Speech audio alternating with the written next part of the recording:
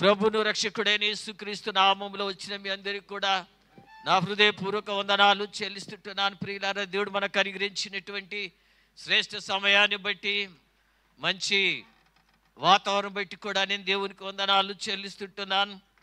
జీవము కలిగినటువంటి దేవుని ఆరాధించడానికి, స్తుతించడానికి, స్తోత్రించడానికి మనము దేవునికి మందిరంలోనికి వచ్చాము కనుక స్తుతులలో దేవుడు నివాసము చేసేవాడంటున్నాడు.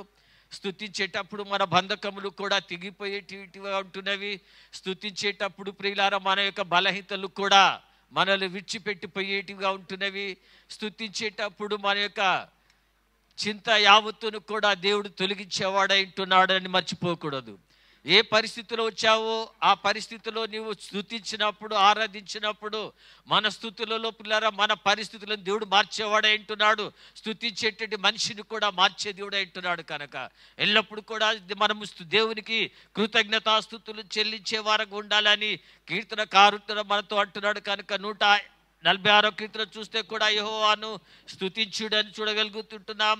147వ కీర్తన చూస్తే కూడా యెహోవాను స్తుతించుడు అంటున్నాడు.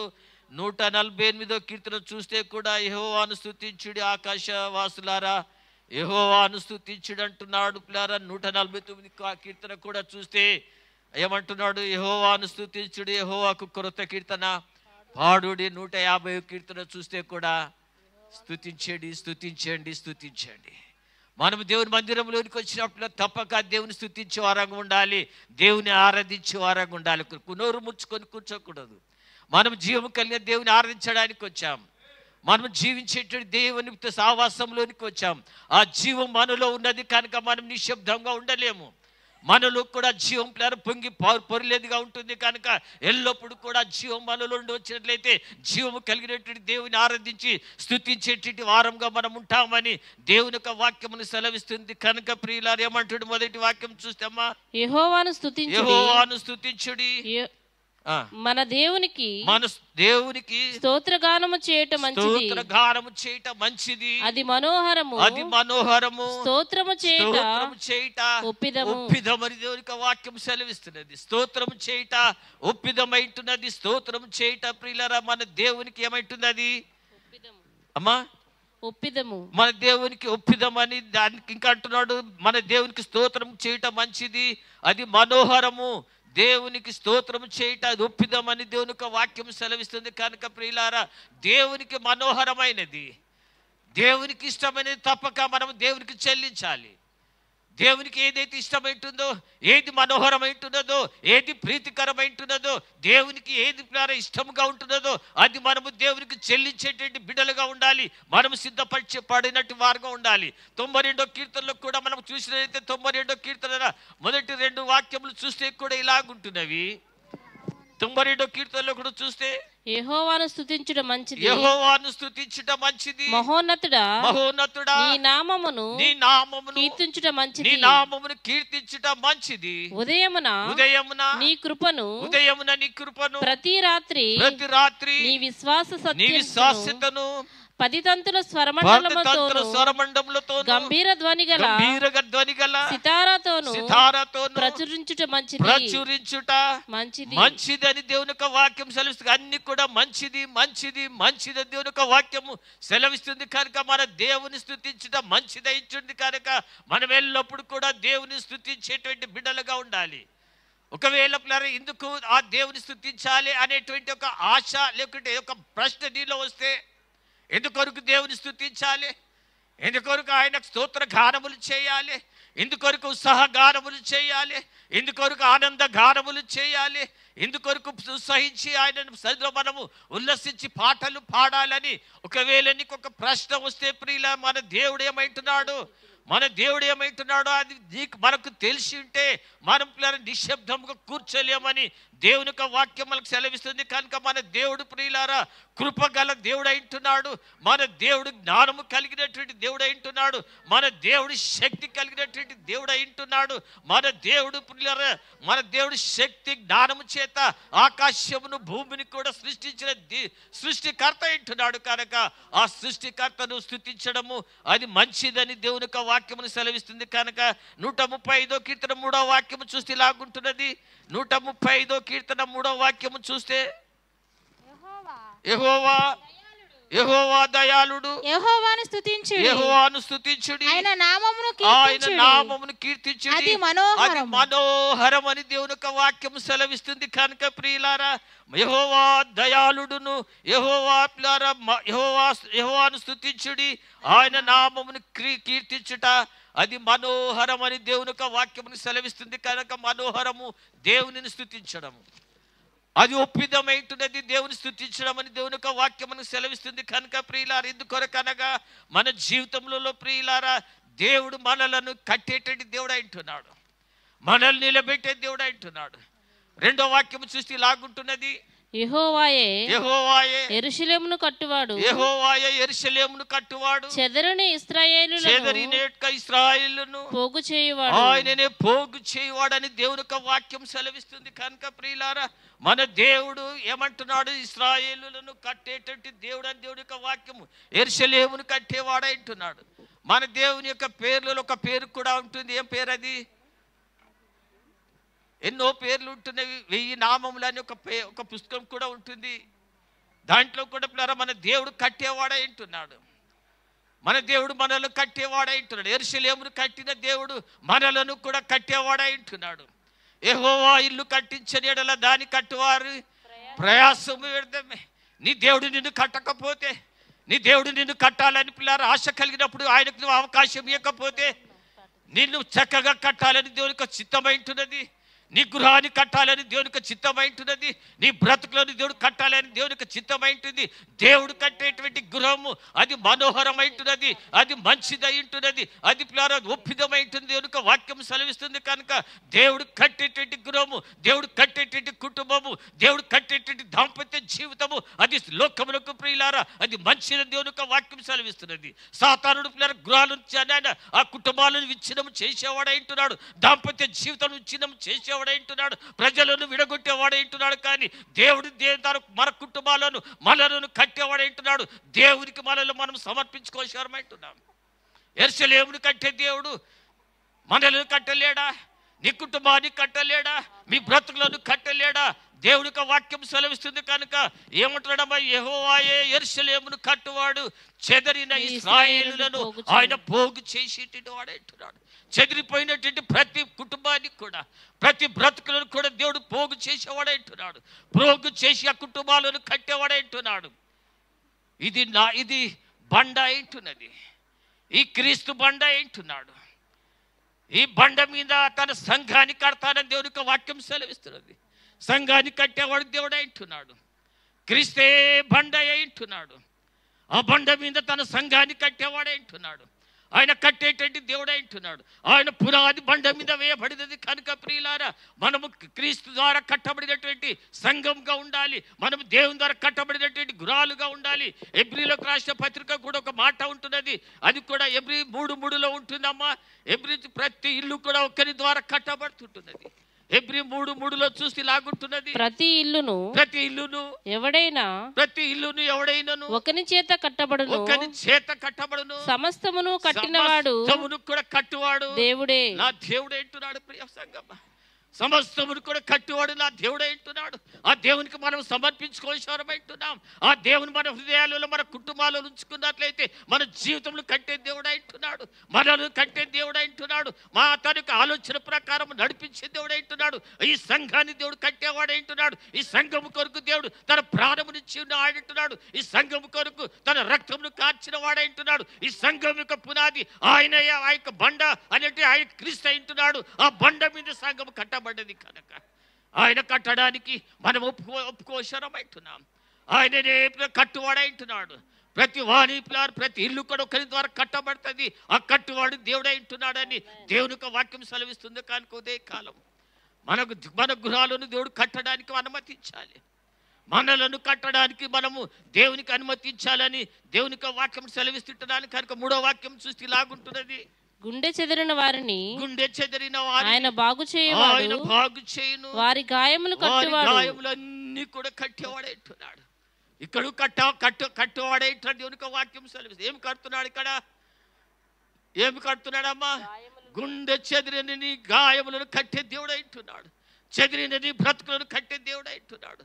చెదిరినని జీవితంలో కట్టే దేవుడు అంటున్నాను. పగిలిపోయినని జీవితాన్ని, నీ కుటుంబ వ్యవస్థను నీ దేవుడు కట్టేవాడు దేవుడు అంటున్నాడని దేవుని యొక్క వాక్యం సెలవిస్తుంది. ఈ ఉదయ కాలం నీ జీవితం కాలంలో విరిగిపోయి ఉంటున్నదేమో, ముక్కలు చెక్కలైపోయి ఉంటున్నదేమో. నీ చెదిరిన నీ యొక్క గుండెను, పగిలిపోయిన నీ గుండెను, నీ దాంపత్య జీవితంను, నీ కుటుంబ వ్యవస్థను దేవుడు కట్టేవాడు అంటున్నాడు. కనుక మనం దేవునికి సమర్పించుకోవాలంటున్నామని దేవుని యొక్క వాక్యాన్ని బట్టి సెలవిస్తుంటున్నాను.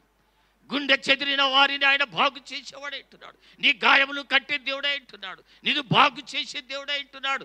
ఆయన మన హృదయములను పిల్లరా, నీ బద్దలైపోయినటువంటి, చెదిరిపోయినటువంటి, ముక్కలైపోయినటువంటి నీ యొక్క హృదయాన్ని ఆయన కట్టే దేవుడే అంటున్నాడు. ఇది పిల్లర కుమ్మరి వాడంటున్నాడు. ఆ కుమ్మరి వాడు ఆ కుండను చక్కగా కట్టేవాడు అంటున్నాడు. అది కాకుండా పిల్లరా అనేకలను ఆకర్షించే కుండగాని తయారు చేయబోయే దేవుడు అంటున్నాడు. కనుక కట్టేవానికి మనం సమర్పించుకోవాలి.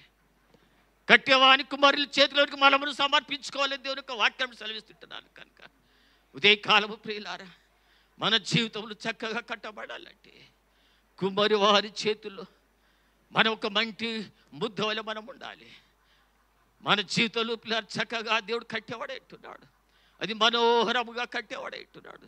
సొగసైనటువంటి కుటుంబముగా మన కుటుంబాలు కట్టే దేవుడు అంటున్నాడు. కనుక మనం అందరికి కూడా చూసినట్లయితే ఆయన యొక్క మహత్యం ఎలాగుంటుంది? 4వ వాక్యం చూస్తే ఇలాగుంటుంది. నక్షత్రముల సంఖ్యను ఆయన నియమించి ఉన్నాడు. వాటన్నిటికీ పేర్లు పెట్టుచున్నాడు. మన ప్రభువు గొప్పవాడు, ఆయన అధిక శక్తి గలవాడు. ఆయన జ్ఞానమునకు మితి లేదు. యెహోవా దీనులను లేవనెత్తువాడు. చూడండి ప్రియులారా, మొట్టమొదటిగా ఏం చెప్తున్నాడమ్మా? ఆయన ఆకాశ నక్షత్రములను కూడా లెక్కించిన దేవుడు అంటున్నాడు. ఏ మనుష్యుడు కూడా, ఇంత ఏ శాస్త్రజ్ఞుడు కూడా నక్షత్రాలు లెక్కించలేకపోయింటున్నారు. కొన్ని నక్షత్రాలు మాత్రం లెక్కించారు. కానీ నీ దేవునికి పిల్లారా సమస్తము కూడా లెక్కించిన దేవుడు అంటున్నాడు. కనుక మన దేవుడు నక్షత్రములు ఆయన లెక్కించిన దేవుడు అంటున్నాడు. అంతేకాకుండా నీ దీన స్థితిని కూడా చూస్తున్న దేవుడు అంటున్నాడు. అంత గొప్ప పరిపాలన దేవుడు, ఆకాశములు ఉన్నటువంటి దేవుడు, ఆకాశములు సృష్టించిన దేవుడు. ఆ దేవుడు పిల్లల దీనుడైనటువంటి నిన్ను కూడా లక్ష్య పెట్టే దేవుడు అంటున్నాడు. ఉదయకాలముని జీవితమును పిల్లలు చక్క చేయడానికి కొరకు, ఉదయకాలముని బ్రతుకును కట్టడానికి ఎవడైతే దీన మనసు కలిగిన వాడంటున్నాడు, వారి మధ్యలో నివాసం చేయడానికి, వారి కుటుంబంలో నివాసం చేయడానికి అంత గొప్ప దేవుడు పిల్లలు తను తాను తగ్గించి రావడానికి తను సిద్ధమైన దేవుడు అంటున్నాడు. ఎవరి దేవుడు అంటున్నాడు? ఆయన ఆకాశమును సృష్టించిన దేవుడు, ఆకాశ నక్షత్రమును లెక్కించిన దేవుడు. ఆయన నిన్ను పిల్లరా లెక్కించలేడా? నిన్ను లెక్కించలేడా? నీ కష్టంలో చూడలేడా? నీ కష్ట నష్టంలో లెక్కించలేడా? ఆకాశ నక్షత్రము లెక్కించిన దేవుడు. ప్రియులారా, మన భవిష్యత్తును ఆయన చూస్తలేడా? ఒకసారి జ్ఞాపకం చేసుకుందాం. మన దేవునికి మనల్ని సమర్పించుకోవచ్చున్నాం. మన దేవునికి మనల్ని సమర్పించుకున్నట్టయితే ప్రియులారా, ఆయన మనలను కట్టి దేవుడు అంటున్నాడని దేవుని వాక్యమును సెలవిస్తుంది. కనుక ప్రియులారా, అందుకొరకు ఆయన పిల్లారా ఆయనను మనము స్తుతించే వారంగా ఉండాలని దేవుని వాక్యం 7వ వాక్యము చూస్తే, కృతజ్ఞతాస్తుతులతో యెహోవాను కీర్తించుడి, సీతారాతో మన దేవుని కీర్తించుడి. ఆయన ఆకాశమును, చూడండి, ఆయన ఆకాశమును మేఘములతో కప్పినవాడు, భూమి కొరకు వర్షము సిద్ధపరచువాడు, పర్వతముల మీద గడ్డి మొలిపించువాడు, పశువులకు అరచు పిల్ల కాకులకు ఆయన ఆహారం ఇచ్చినటువంటి దేవుడు. ఎక్కడమ్మా? అరణ్యములో పిల్లల వర్షం కుమ్మరించిన వాడు, కురిపించిన దేవుడు. ఆకాశంలో గడ్డిని మొలిపించిన వాడు, పశువులను జ్ఞాపకం చేసుకున్నవాడు, కాకులు పిల్లను జ్ఞాపకం చేసుకున్నవాడు, పక్షులను జ్ఞాపకం చేసుకున్నవాడు. నీ ఉదయ కాలము నీ ఆయన స్వరూపములో చేసుకున్నటువంటి నిన్ను నన్ను ఆయన పోషించలేడా? నిన్ను నన్ను పిల్లారా ఆయన తన యొక్క పిల్లల చిత్తములో ఆయన మనల్ని నడిపించలేడా? మన అవసరతలు తీర్చలేడా? ఆయన ఆకాశ పక్షులను పోషిస్తుంటున్నాడే, అడవిలో ఉన్నటువంటి మా యొక్క మృగాలను దేవుడు పోషిస్తుంటున్నాడే.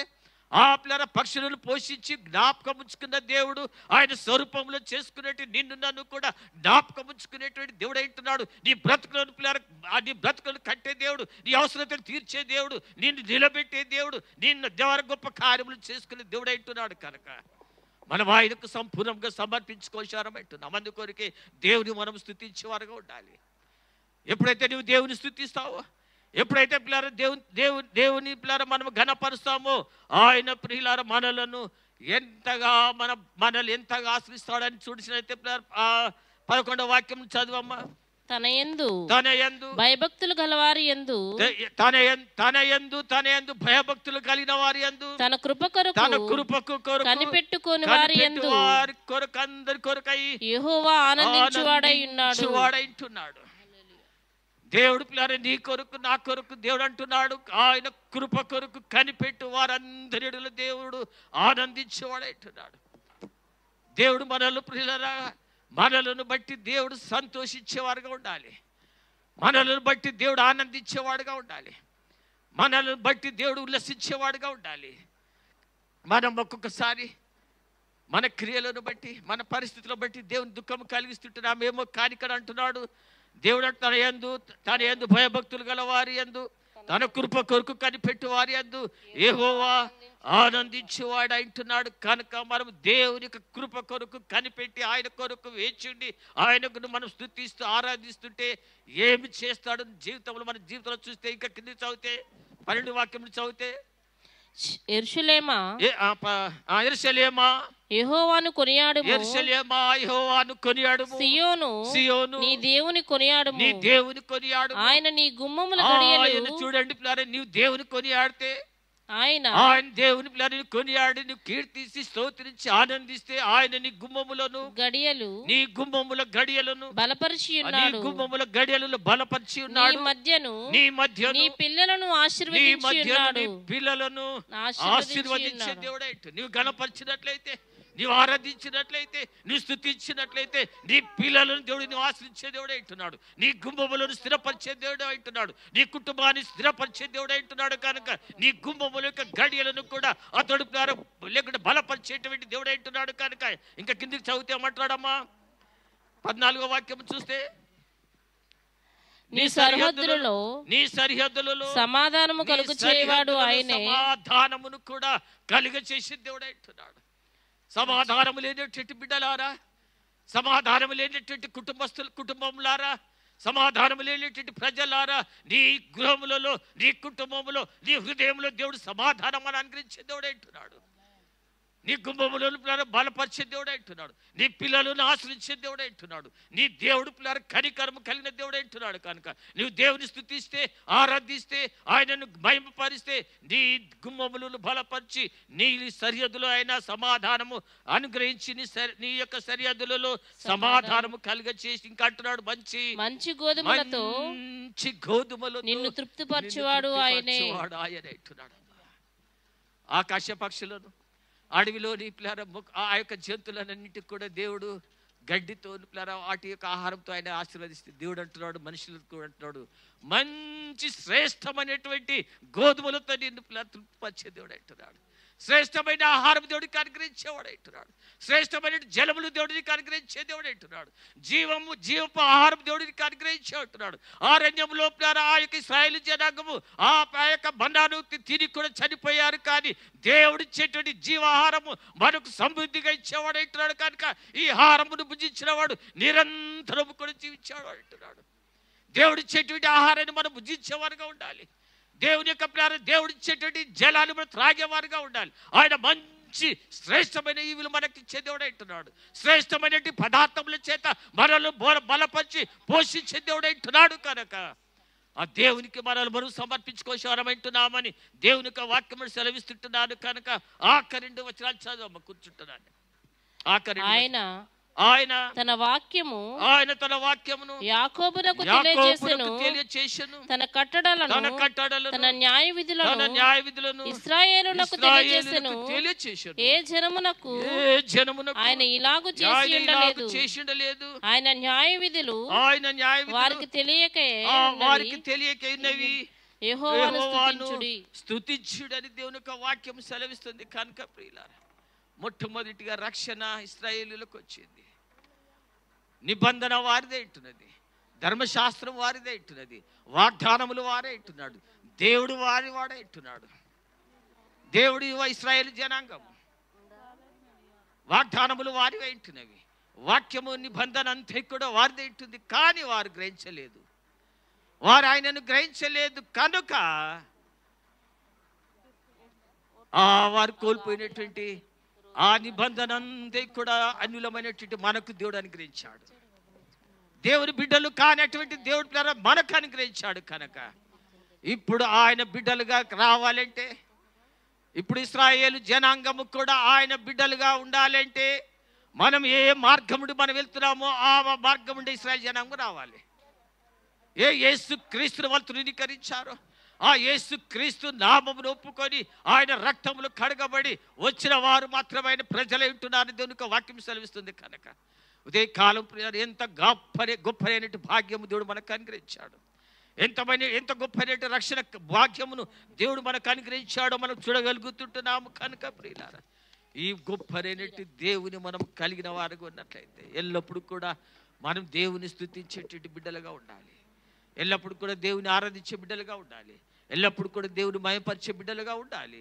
అప్పుడు మన గుమ్మములు దేవుడు స్థిరపరిచే దేవుడు అంటున్నాడు, మన పిల్లలను ఆశ్రయించే దేవుడు అంటున్నాడు, మంచి గోధుమ పంటల చేత మనలను తృప్తిపరిచే దేవుడు అంటున్నాడు. మన కుటుంబంలోను, మన జీవితంలోను, మన దాంపత్య జీవితంలో దేవుడు కట్టేవాడు అంటున్నాడు. కట్టేవానికి మనం సమర్పించుకోవాలి. దేవుడు చిన్న వాక్యం ఆశ్రయించి దీవించిన